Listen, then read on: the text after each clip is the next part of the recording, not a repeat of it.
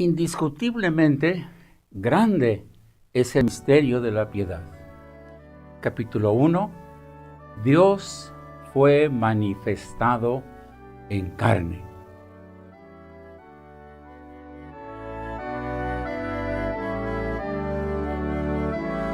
Oh gran creador del universo, ser infinito e inmortal, por nuestro amor tu trono dejas y tu morada celestial. Entre pañales naces pobre para en nuestro mundo andar.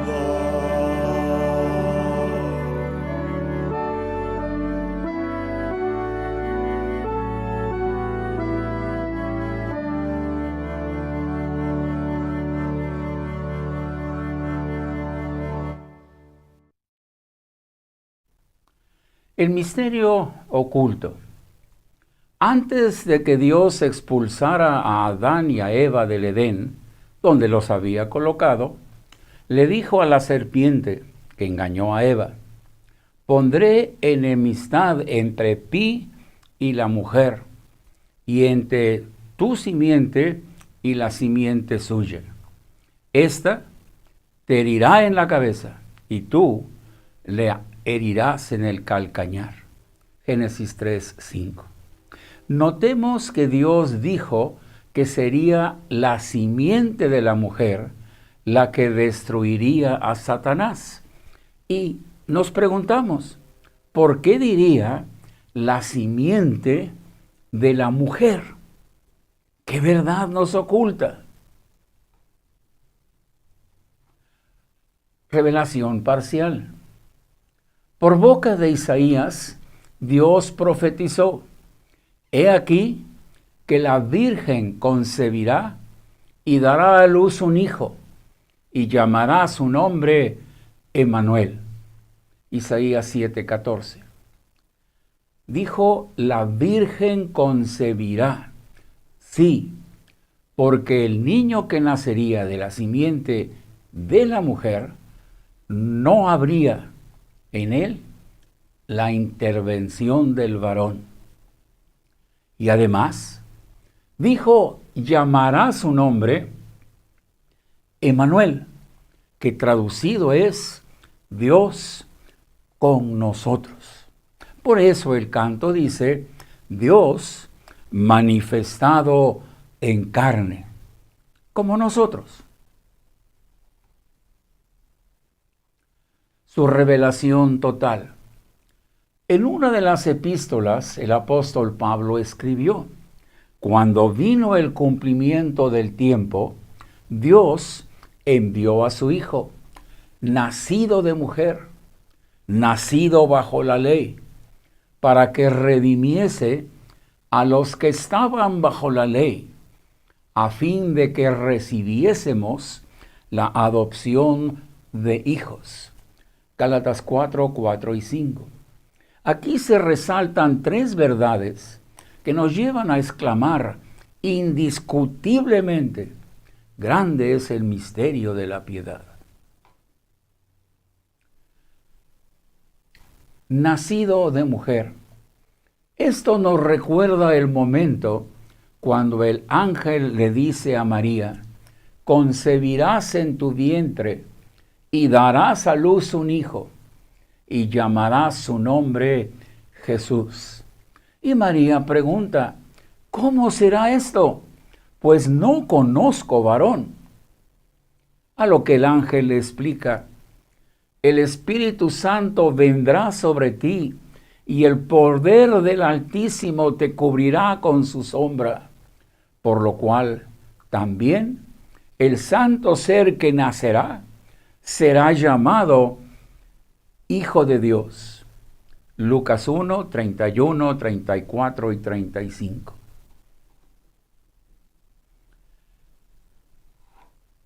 Aquí hay algo más del misterio. El santo ser que le nacería a María es Dios manifestado en carne.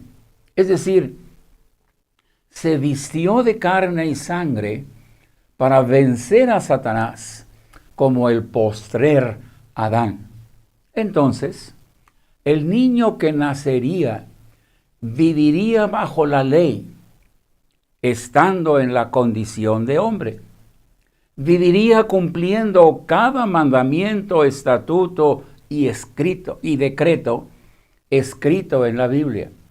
Por eso el Señor Jesús dijo: no penséis que he venido a abrogar la ley y los profetas. No he venido para abrogar, sino para cumplir. Mateo 5:17. La tercera verdad nos revela el propósito de todo lo anterior. Por eso leemos: aunque era hijo, por lo que padeció, aprendió la obediencia, y habiendo sido perfeccionado, vino a ser autor de eterna salvación para todos los que le obedecen. Sí, el niño que nació en Belén, estando en la condición de hombre, se humilló a sí mismo, haciéndose obediente hasta la muerte y muerte de cruz. Filipenses 2:8. ¿Qué aprendemos de la frase Dios fue manifestado en carne? Por ser poesía hebrea, no podemos separar las dos primeras frases del himno, que son: Dios fue manifestado en carne, 1. 2. Justificado en el Espíritu, en las que claramente se observan las ideas paralelas. Carne y espíritu, manifestado y justificado. Entonces, en este primer verso del himno, pensaremos en manifestado y carne. ¿Qué nos manifiesta ver a un niño acostado en un pesebre? Y aquí introducimos la otra palabra, carne, es decir, lo que tú y yo somos. Ante el advenimiento de Navidad, preparemos nuestros corazones para que cualquier objeto, pintura o escena que veamos y que representa el nacimiento de un niño en Belén de Judea, nos recuerde, 1, el amor del Padre. Que el ver un pesebre nos recuerde el amor del Padre, amor que dio a su Hijo unigénito, y tratemos de comprender qué es lo que le significó al Padre dar a su Hijo. Significó verlo nacer como un niño indefenso, por quien todo tendría que hacerse. Verlo luchar contra Satanás dentro de las limitantes de un ser humano, y estar presente y captar cuando sería injuriado, azotado, crucificado, y sí, cargado con nuestros pecados. Y sobre todo, dejarlo solo, para que en la condición de hombre combatiera al diablo y ganara la victoria. La disposición del Hijo.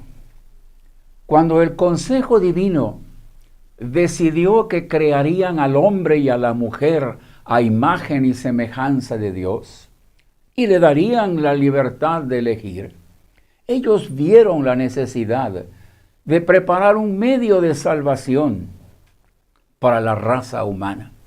Hechos 2:23. Pues en su omnisciencia vieron que al ser tentados por Satanás, sus criaturas pecarían. Fue entonces, en la eternidad, que el Hijo de Dios se ofreció a despojarse a sí mismo, tomar forma de siervo y estando en condición de hombre, humillarse a sí mismo, haciéndose obediente hasta la muerte y muerte de cruz. Filipenses 2, 6 al 8. La oferta de Dios. Esta tercera verdad es la que hace más que exclamemos: indiscutiblemente grande es el misterio de la piedad. Y es que aquí se destaca lo grande de la oferta de Dios, pues no excluye a nadie. Y lo sencillo de lo que Dios pide de aquellos a quienes les otorgará esa salvación y el ser adoptados como sus hijos. Los requisitos los podemos reducir a 3. Desde Juan el Bautista se oyó la orden: arrepentíos. Mateo 3:2. Y el Señor Jesús volvió a enseñar la necesidad del arrepentimiento en sus predicaciones. También el apóstol Pedro lo marcó en Pentecostés, al responder la pregunta del pueblo: varones hermanos, ¿qué haremos? Dios pide que antes de que Él actúe, sintamos dolor por los pecados cometidos, antecedente necesario para aborrecerlos y jamás volver atrás. Esto nos lleva al segundo requisito: convertíos. Hay 2 puntos en esta orden que no se entienden con claridad. Yo debo estar convencido de que no puedo seguir pensando y haciendo lo que antes pensaba y hacía. Debo aborrecer todo lo que antes era y amaba. Pero Dios, quien conoce nuestra condición, sabe que el cambio no está a nuestro alcance. Por tanto, si yo decido cambiar y reconozco que no poseo el poder para lograrlo, Él se ofrece a hacerlo si me comprometo a obedecerlo en todo. Y esto introduce el tercer requisito: creed el Evangelio. La orden de Cristo fue: arrepentíos y creed el Evangelio. Marcos 1:15. El apóstol Pedro le dijo a Cornelio: todos los que en él creyeren recibirán perdón de pecados en su nombre. Hechos 10:43. También el apóstol Pablo dijo al carcelero de Filipos: cree en el Señor Jesucristo y serás salvo. Hechos 16:31. Preguntamos: ¿qué nos dice el Evangelio y qué es lo que hemos de creer? 1. Que el Señor Jesucristo fue entregado por nuestras transgresiones y resucitado para nuestra justificación. Romanos 4:25. El niño de Belén vino para dar su vida en rescate por muchos. Marcos 10:45. Creer esto debe asegurarle a tu corazón que todos tus pecados fueron perdonados y olvidados por nuestro Padre Celestial. Porque esto fue así. Él nos ve como si nunca hubiésemos pecado y nos puede aceptar como sus hijos. El Señor Jesucristo le dijo a uno que estuvo enfermo por 38 años: has sido sanado, no peques más. Juan 5:14. Y te lo dice a ti: cuando tus pecados sean perdonados y olvidados, porque Él tiene el poder de darle a tu corazón, hacer tu corazón nuevo y de poner en tu espíritu algo nuevo dentro de ti, para que ya no peques. Ezequiel 11:19. El niño que nació en Belén es el creador de los cielos y la tierra y todo lo que en ellos hay. Juan 1:3. Entonces, cree que puede hacer este cambio en ti y ayudarte a mantenerlo para siempre. Pensando en lo escrito por el apóstol San Judas, en el versículo 24, y pasándolo al lenguaje de hoy, te diré que en Cristo Jesús tienes a aquel que es poderoso para guardarte sin caída y presentarte sin mancha delante de su gloria con gran alegría.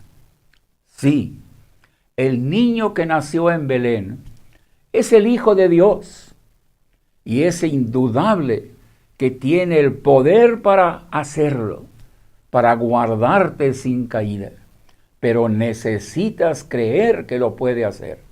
Particularmente, lo puede hacer contigo y hacerlo en forma cabal y completa.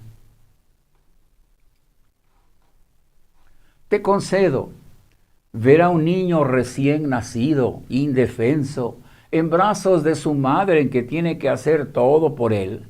Es casi imposible creer que puede hacer todo esto por ti, pero al verlo, cree que el niño de Belén nació, vivió y dio su vida para que obtuviera el poder para hacerlo. Y esto se confirmó con su resurrección. Te repetiré lo que el Señor Jesús le dijo a Tomás. Un discípulo suyo estaba lleno de dudas.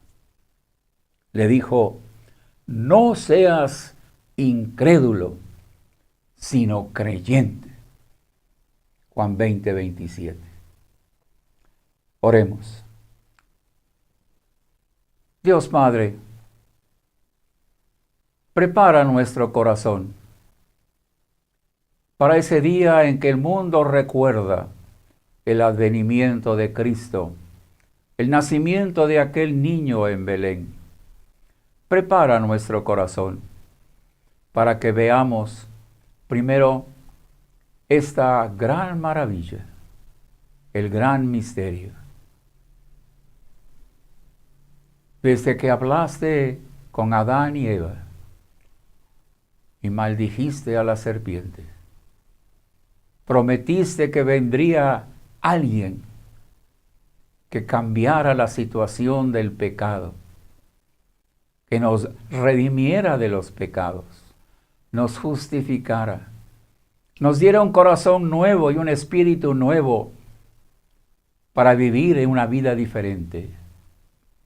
Y más, andaría a nuestro lado, porque es poderoso para guardarnos sin caída. Pero Padre, necesitamos creerlo y ser como aquel niño que toma la mano de su padre y ya camina seguro, porque sabe que no lo dejará caer. Padre, que al pensar en Navidad, al pensar en la maravilla de aquel niño que nació en Belén, nos acordemos lo maravilloso, lo grande de ese misterio. Una virgen tendría un niño y ese niño viviría en este mundo, igual como nosotros, con nuestras limitantes, pero dentro de ellas vencería a Satanás, porque aunque fue tentado en todo, nunca pecó. Y ese es quien se ofrece a darnos la mano y llevarnos por la senda de la vida sin caída. Sella en nuestros corazones esta verdad. Haznos creerlas, haznos vivirlas, haznos demostrar que creemos. Lo rogamos en el nombre del Señor Jesús. Amén.